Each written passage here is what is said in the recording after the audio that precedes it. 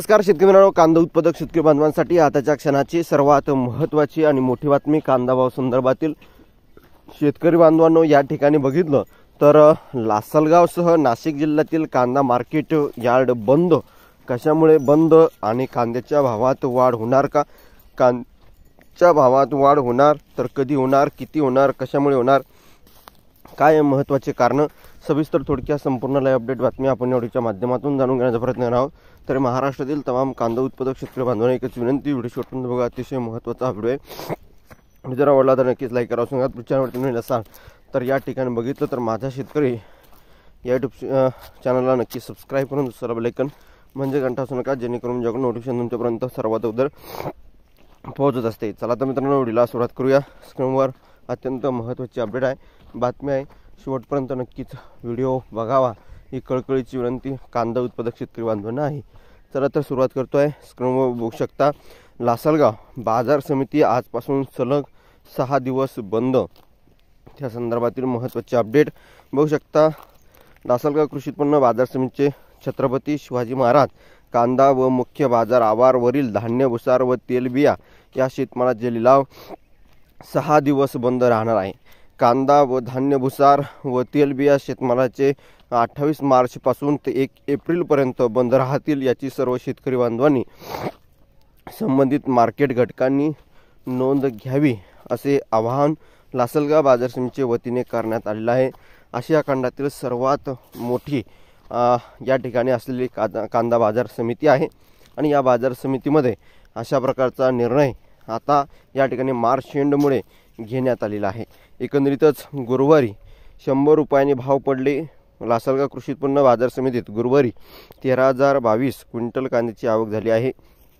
कांद्याला या ठिकाणी लासलगाव कृषी उत्पन्न बाजार समितीत 1325 रुपये भाव मिळाला आहे।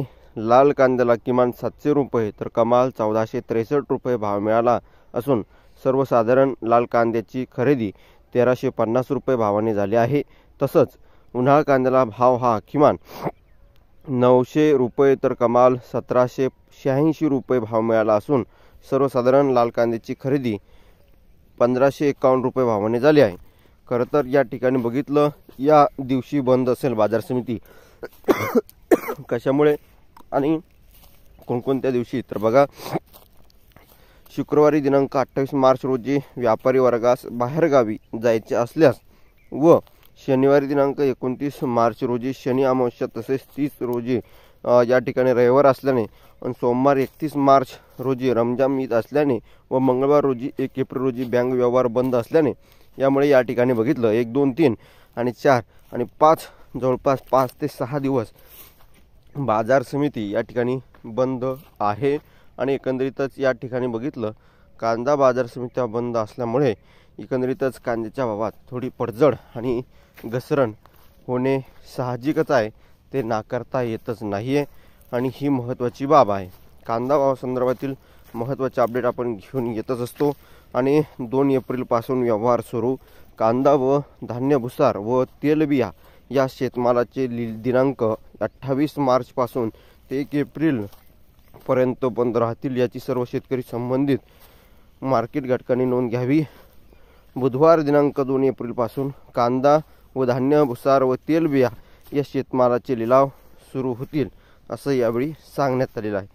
कांदा भाव संदर्भातील महत्त्वाचे अपडेट, महत्त्वाच्या घडामोडी आपण वारंवार घेऊन येत असतोच, तशीच ही महत्त्वाची अपडेट आहे जी तुमच्यापर्यंत पोहोचली।